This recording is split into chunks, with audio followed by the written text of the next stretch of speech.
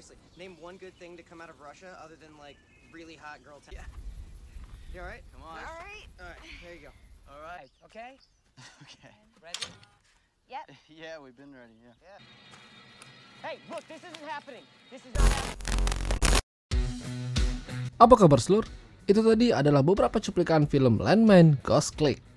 Film yang dirilis pada tahun 2015 ini menceritakan seorang pemuda yang membalaskan dendam untuk kekasihnya. Tokoh utama dalam film ini adalah Chris yang diperankan oleh Sterling Knight. Bermula ketika 3 orang sahabat yang berencana untuk mendaki gunung di area Georgia. Mereka adalah Chris, Daniel, dan Alicia. Mereka melakukan lintas alam sekaligus mendaki beberapa gunung kecil di daerah situ. Yang konon katanya daerah itu bekas lokasi peperangan zaman dahulu. Mereka terus berjalan sampai mereka menemukan sebuah spot yang pemandangannya sangat indah. Sembari menikmati pemandangan, Daniel meminta Chris berpura-pura menjadi penghulu untuk menikahkan mereka. Karena Daniel dan Alice akan melangsungkan pernikahan beberapa hari lagi. Alice dan Chris terkejut dengan permintaan Daniel. Sebenarnya Chris dan Alice diam-diam pernah berhubungan satu sama lain. Dan tampaknya Chris ragu untuk melakukan permintaan Daniel. Dia tidak tahan melihat kemesraan mereka berdua dan mengatakan hal konyol yang membuat dirinya jadi malas dan bete. Daniel yang mendengar itu tampak sedikit tersinggung dengan perkataan Chris. Tapi Chris meminta maaf kalau dia hanya bercanda, padahal sakit hati. Malam harinya, mereka mendirikan tenda dan membuat api unggun di sana. Chris ingin mengungkapkan sedikit unek-uneknya pada Daniel, kalau sebenarnya dia mencintai Alice. Tapi dia ragu untuk mengatakannya. Daniel yang sedikit mabuk memaksa Chris untuk memberitahukan apa yang ingin dia katakan padanya. Daniel dan Chris adalah sahabat dekat. Dan Daniel tidak keberatan jika Chris mengatakan sesuatu yang buruk kepadanya. Tapi Chris mengurungkan niatnya dan terus mendukung hubungannya Daniel dengan Alicia. Karena sudah larut malam, akhirnya Daniel dan Alicia masuk ke tenda duluan dan dilengkapi dengan bumbu permantapan. Pagi harinya, Chris terbangun dan melihat seseorang sedang membongkar isi tas mereka. Dia mendekatinya dan berusaha mencegahnya. Orang itu bilang kalau dia bukan pencuri. Dia adalah Devi, teman dari Daniel, dan dia adalah polisi hutan. Lalu, Daniel dan Alicia muncul dan mengatakan kalau Devi adalah kenalannya di Georgia. Chris meminta maaf karena sudah mengira kalau Devi adalah seorang pencuri. Devi hanya ingin mengambil kamera untuk memoto mereka bertiga buat kenang-kenangan. Saat hendak memoto, Devi mengarahkan mereka untuk bergeser ke sebelah kirinya Chris. Tidak sengaja, Chris seperti menginjak sesuatu yang tampaknya sebuah ranjau darat bekas peperangan zaman dahulu. Devi dan Daniel meminta Chris untuk tidak bergerak sedikit pun karena bisa memicu ledakan. Chris hanya bisa terdiam sambil ketakutan karena dia sedang menginjak ranjau. Alicia ketakutan kalau sesuatu terjadi pada mereka di sana. Devi meminta Daniel dan Alice untuk menjauh dari Chris dan bersembunyi di balik bebatuan untuk mencegah hal yang tidak diinginkan. Sementara itu, Devi pergi dan bilang kalau dia akan mencari bantuan segera. Saat sudah cukup jauh, dia memantau Chris dari kejauhan dan tampak seperti ada yang sedang direncanakannya. Sementara itu, Daniel tiba-tiba mendapat sinyal dan segera menelpon nomor emergensi di sana. Dia mengatakan kalau mereka dalam situasi yang darurat dan butuh pertolongan secepatnya. Namun tiba-tiba Daniel menutup teleponnya dan mengatakan kalau tim penyelamat tidak mau menolong seorang pelacur. Alicia terkejut dengan omongan Daniel. Dia tidak mengerti apa maksud dari perkataan Daniel. Lalu Daniel pergi dan kembali ke Chris. Ternyata Daniel sudah mengetahui kalau Chris dan Alicia pernah punya hubungan spesial. Dan dia juga sudah merencanakan kejadian itu sebelumnya dengan Devi. Alicia memohon pada Daniel kalau dia melakukan kesalahan dan ingin mengatakan kalau waktunya sudah tepat. Namun Daniel sudah keburu jengkel pada mereka dan ingin memberinya pelajaran, terutama pada Chris. Dan telepon tadi hanyalah sandiwara Daniel saja. Ranjau itu juga sudah diletakkan oleh Daniel dan sudah direncanakan kalau Chris yang akan menginjaknya. Daniel memberikan beberapa pilihan pada Chris. Dia bisa mengangkat kakinya dan meledak, atau membuat lubang supaya dia bisa langsung melompat ke dalam lubang itu. Dan kemungkinan untuk selamat hanya 1%. Chris merasa curiga. Kalaupun dia menginjak ranjau, ranjau itu pasti sudah tidak aktif lagi karena sudah terlalu lama. Lalu Daniel menarik sebuah rantai yang terhubung dengan pin ranjau yang membuat ranjau itu menjadi aktif kembali. Dan dia membuang rantai itu. Alicia dan Chris terus memohon pada Daniel untuk tidak melakukan itu. Mereka menyadari kalau apa yang mereka lakukan adalah sebuah kesalahan. Tapi Daniel tetap tidak percaya lagi pada mereka dan meninggalkannya di sana. Dia pergi bersama Devi untuk bersenang-senang tanpa ada rasa penyesalan. Setelah Daniel pergi, Alicia mencoba mencari kembali rantai pin itu, dan dia berhasil menemukannya. Dia mencoba untuk memasang kembali pin itu, tapi tampaknya dia kesusahan. Dia mengatakan kalau pinnya sepertinya macet. Akhirnya dia meninggalkan pinnya di sana. Meskipun begitu, Alice masih ragu dan ranjau itu masih berbahaya. Beberapa jam setelah itu, tampak seseorang dan anjingnya melihat Chris dan Alicia yang sedang menggali di belakangnya. Lalu anjingnya berlari mendatangi mereka dan Alicia menghalingnya supaya tidak menyentuh Chris.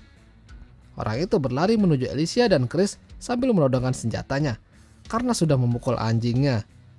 Orang itu bernama Ilya. Dia mengira kalau Alicia sedang membuat kuburan untuk seseorang. Alicia menjelaskan semua permasalahan yang terjadi di sana. Setelah itu, Ilya sedikit tenang dan tampak kurang yakin kalau ranjau itu sedang aktif. Alicia meminta bantuannya untuk ikut menggali karena cuma itu kesempatan yang mereka punya. Tapi Ilya hanya tersenyum menertawai mereka, terutama pada Chris. Chris semakin tidak percaya dengan Ilya. Bukannya segera memberikan bantuan, dia terus bertanya seperti sedang mengulur waktu mereka. Chris semakin kesal dan mengata-ngatainya. Dia bilang dia akan membantu, tapi Chris terus mengata-ngatainya yang membuat dirinya tersinggung. Lalu dia bilang kalau dia akan membantu, tapi dia meminta imbalan. Alicia menyuruhnya untuk mengambil semua yang ada di tasnya. Ilya dengan cepat membongkar tas Alicia dan mengambil celana dalam milik Alicia. Dia mau celana dalam milik Alicia yang sedang dipakainya. Chris dan Alicia yang mendengar itu tampak marah dan kesal terhadap orang itu. Chris memberinya uang dan kartu kredit, tapi dia menolaknya. Dia hanya ingin celana dalam milik Alicia. Akhirnya Alicia membuka celananya dan memberikan sesuai permintaan Ilya. Setelah diberi, Ilya menepati janjinya dan mulai menggali di belakang Chris.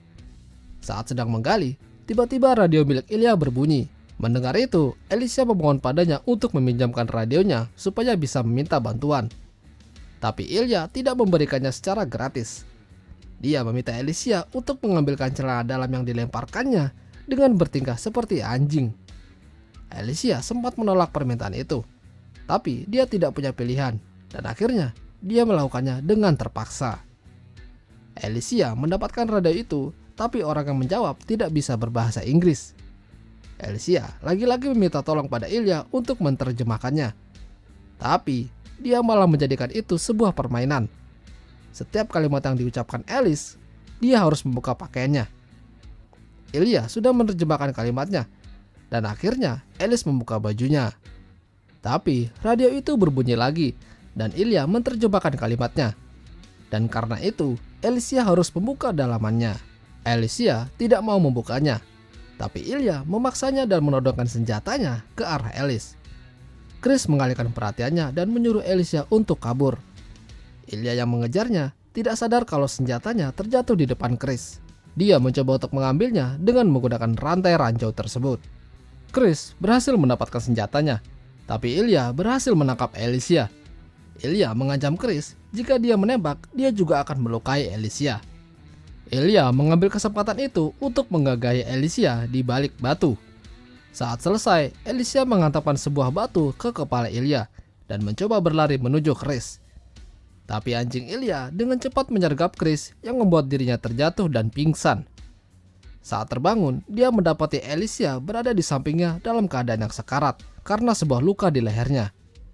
Ilya mengatakan kalau ranjau itu sebenarnya tidak aktif dan Chris telah dibohongi oleh Daniel selama ini.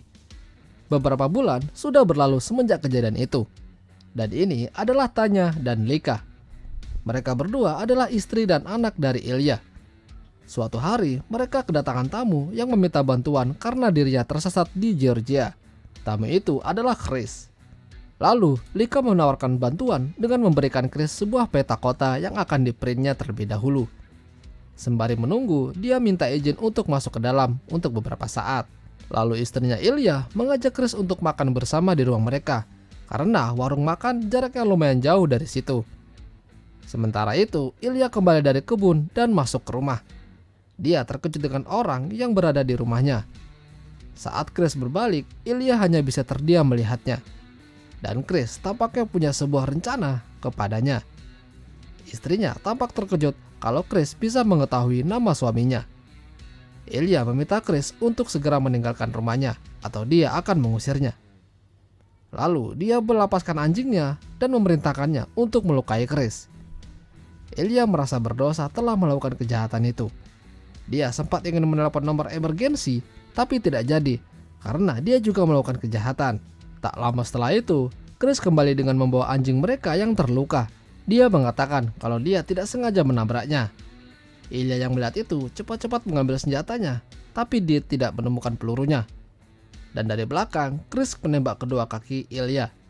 Ilya lalu dibawa masuk oleh istri dan anaknya.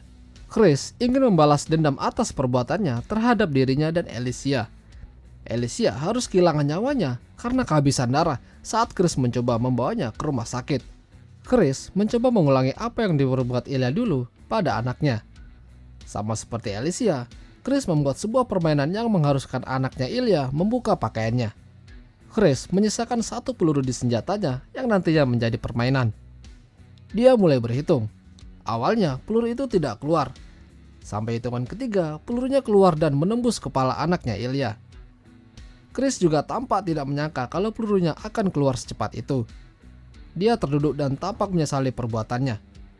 Dia menjadi seperti itu karena harus kehilangan orang yang ia cintai. Dan sepertinya balas dendam bukanlah jalan terbaik untuk mengobatinya. Dan akhirnya film pun berakhir. Itulah tadi alur cerita film Landman Ghost Click. Jika kalian suka dengan video ini, jangan lupa tinggalkan like ya, Slur. Sampai jumpa.